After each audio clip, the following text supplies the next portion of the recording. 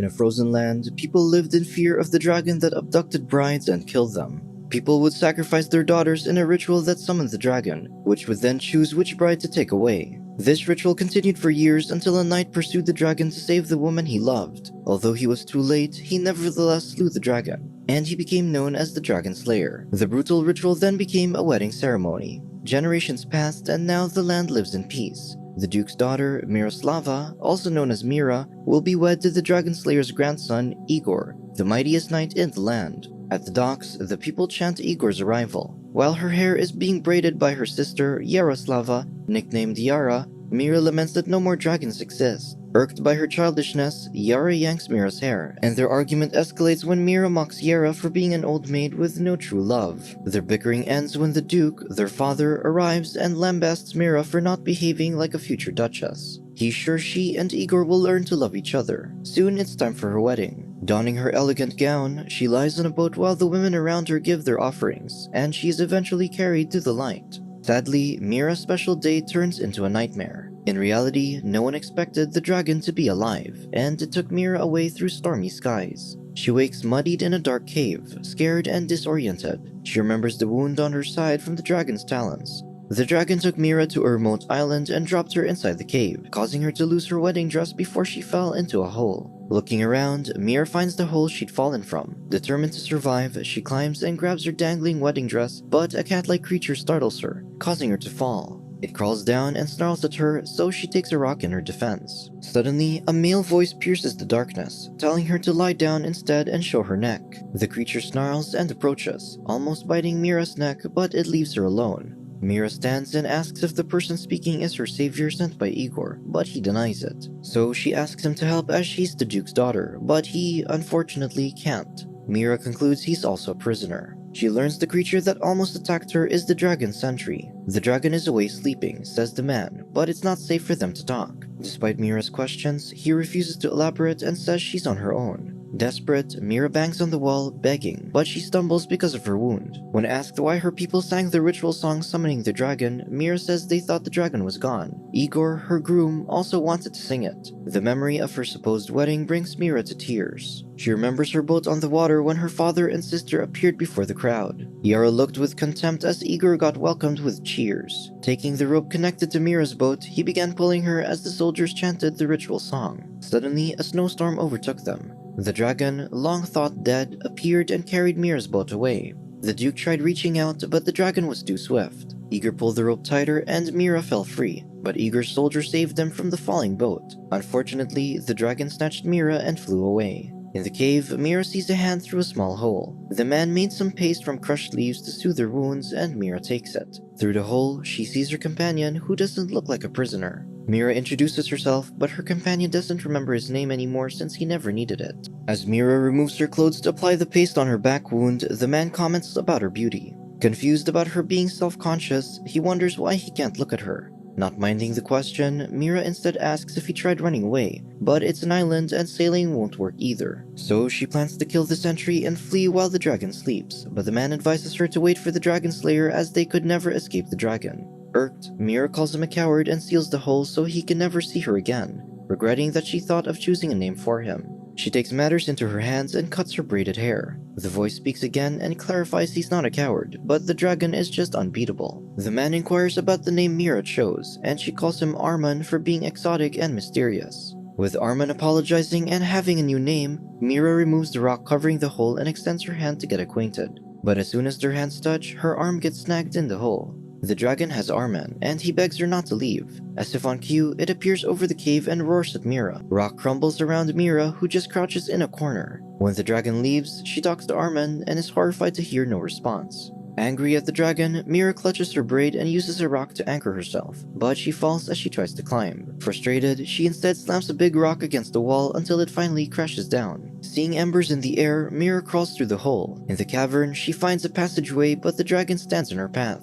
Panicking, she unwittingly alerts the dragon and it pursues her. She escapes its grip and hides in a low hole. The frustrated dragon blows fire at her, but she slips inside. The sentry pursues her too. Mira arrives at a precipice, seeing how high she is from the ground and sea. Arman shows up and warns her about falling, but she doubts him when the sentry obeys him. Realizing she's been deceived, Mira starts stepping back and declares the dragon will get nothing. She plummets despite Armin's attempt to convince her. As Mira falls, Armin suddenly catches her. His body glows red, shocking Mira, but he asks her to trust him and he suddenly turns into a dragon. Armin catches Mira in time as they hit the rocks. When Mira wakes, she sees the fallen dragon and crawls away, screaming for help. Meanwhile, Igor leads an expedition to save Mira. The helmsman questions whether Igor remembers the secret route through the fog that his grandfather mentioned, but he gets annoyed with them for not being aware that the dragon is still alive. Their priority is saving Mira. Back on the island, Mira is screaming for help when she notices embers from behind, seeing that the dragon has switched back to Armin. Scared, Mira picks a rock to hit Armin, but she hesitates. The sentry arrives and snarls, but it runs past her and panics over Armin, who's now at the water's edge.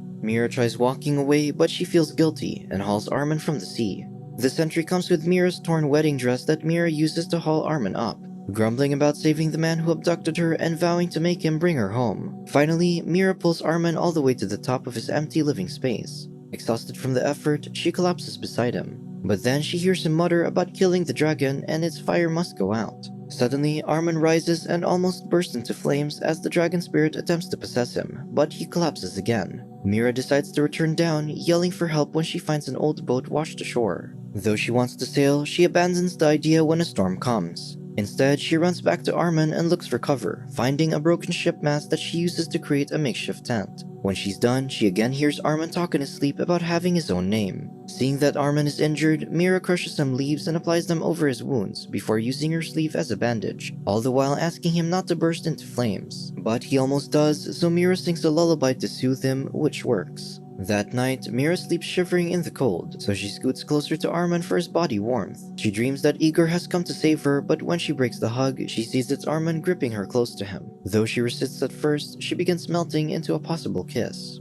But Mira wakes up and finds herself wrapped in a blanket. Later, while relishing a fruit, she finds Armin hunting fish below. But when she descends to talk to him, he just ignores her. Mira confronts him for being wishy-washy and vacillating and asks him to simply talk. Since Armin doesn't seem like he wants to kill Mira, the girl wonders why he won't just take her home. But Armin insists it's not simple. He tells his life story about not wanting to be a dragon like his father after finding a chest full of human items. However, when he witnessed his father being slain, he was overcome with anger and became a dragon. He then saw the memories of previous dragons and their monstrosity. Vowing to end dragons and return to being human, Armin lived in isolation and trapped himself in the narrow passageway inside the cave to restrain the dragon spirit. All was well until he heard the ritual song sung during Mira's wedding, and he couldn't resist the call. He regained his senses with Mira in his clutches. The cave was actually her sanctuary from him, as the dragon spirit awakens each time he touches her, meaning he can't bring her home. So Mira must wait for the dragon slayer, but his arrival would depend on Mira. Leading Mira to see the entire island, Armin tells her that it's the skeleton of a great dragon. Around them, outsiders will only see a dense fog they'll get lost in till they die. Only a loving girl's heart can guide a traveler through the fog, and if Mira loves Igor, he will find her. Kneeling by the shore, Mira picks flowers and tells Armin what it means. Giving flowers is an affirmation of love. When she throws the flowers into the sea, Armin asks if Igor will come. Armin wants Mira to wait for Igor in the cave, but he stumbles when walking away. Mira tries helping him, but he warns her that the dragon will come. Mira asks why the dragon hasn't come yet, wondering if Armin's human side is getting stronger. Mira promises that while waiting for Igor's arrival, she'll teach Armin to be human. Afterward, Mira decides to make Armin's den more livable. Hauling some shipwrecked items, they make the place livelier. Armin compliments Mira's beautiful hair, and when Mira envies dragons for flying anywhere, Armin admits that their flight was his first. Then, the two enjoy each other's company. At the beach, Armin admits dragons can see the wind, and he offers to show Mira. Armin lets petals dance in the air while Mira watches, mesmerized. The two stare at each other, and then it starts raining. In their den, the sentry finds Mira's bag full of supplies, but Mira assures it she won't escape. Still, she's packed up just in case. All dressed up, Armin loves how much cozier his home has become. Mira gifts him with a flute and plays a lullaby because she wants it to be his birthday. The birth of a new man. Though Armin wants to forget his birth, Mira assures him she's happy about his new birth.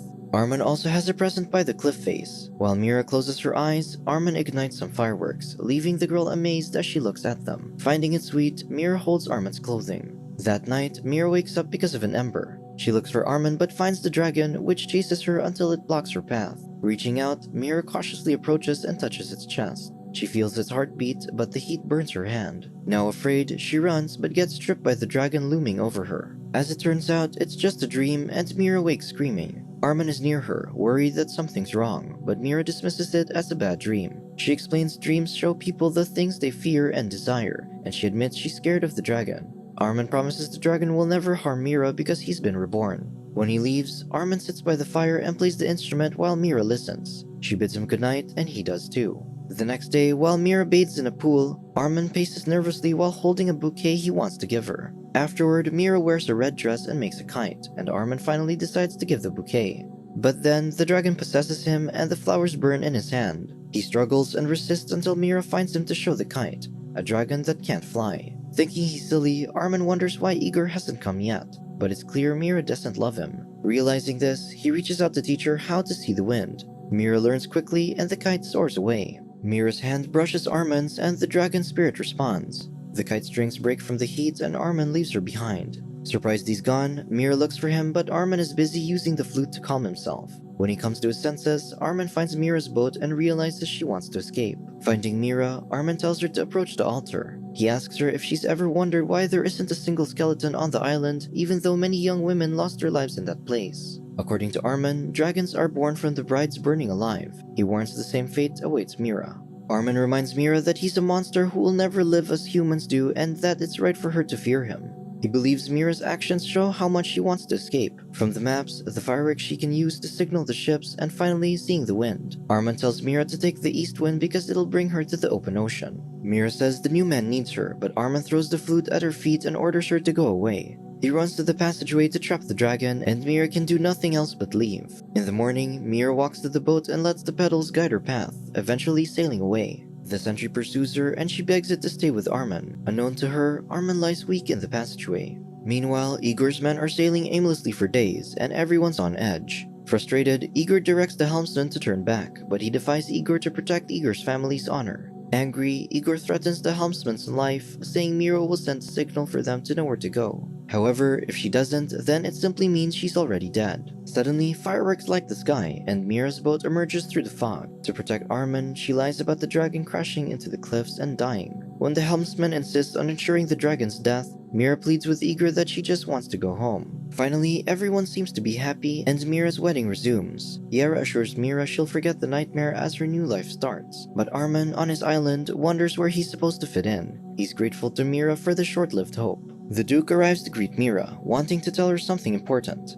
While playing with shadow figures, Armin realizes he experienced love and vows the dragon will never harm Mira, and he cries. Mira cries too, as her father tells her to choose who she loves. Using the wind, Mira sends a paper dragon flying. She tells Yara about the pain of being away from the one she loves, and Yara thinks she's referring to Igor. Now, Yara has nothing against the wedding because they've proven they love each other, as only true love can find the Dragon Island. Armin imagines kissing Mira, and he wishes her happiness while bidding her goodbye.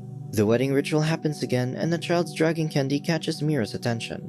Meanwhile, Armin stands over the precipice as it rains, clutching his flute. The paper dragon lands under Igor's boot and he pulls the rope to Mira's boat. At the same time, Armin leaps from the precipice to end his life. The dragon reawakens, but Armin calms it with his flute. As Igor pulls the boat, Mira realizes she can't do it and sits up to declare she doesn't love Igor, leaving everyone shocked. Igor thinks she's foolish as he rescued her, but Mira yells she loves the dragon. The crowd's in an uproar. Igor attempts to pull the rope, but Mira removes it from her boat. She stands and sings the ritual song herself to summon Armin despite Igor's warnings that the dragon will kill them all. The Duke stares silently at his daughter while the crowd remains hushed, and Yara is teary-eyed. When Mira finishes singing, no dragon arrives. She waits expectantly, but Igor commands his men to take Mira away. Just then, the winds pick up, and the paper dragon flies up just as Armin arrives and takes Mira away. The Duke accepts his daughter's decision, but Igor attempts to pierce the dragon with a spear. Fortunately, his helmsman punches him to Yara's relief. Armin flies Mira away and drops her on the altar. Mira kneels and asks Armin not to leave because she can't be without him.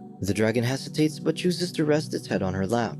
Then, Mira asks Armin, the dragon, to stay longer so she can get used to him. Years pass and Armin tells the story to their daughter. When she wants to learn more, Mira comes and lays her on the bed. She tells her daughter that the happiness love brings gives people wings to fly. As their daughter sleeps, Armin asks Mira to go with him, leaving the sentry to guard the child. Armin stands in the sunlight and turns into a dragon as Mira approaches. She pats Armin's head and rides him, and they fly away. In the air, Armin turns human and they soar among the clouds. Then, in the golden sky, they share a tender kiss. Subscribe to watch more videos like this. Turn on notifications. And leave a like, it really helps the channel out. Thank you for watching.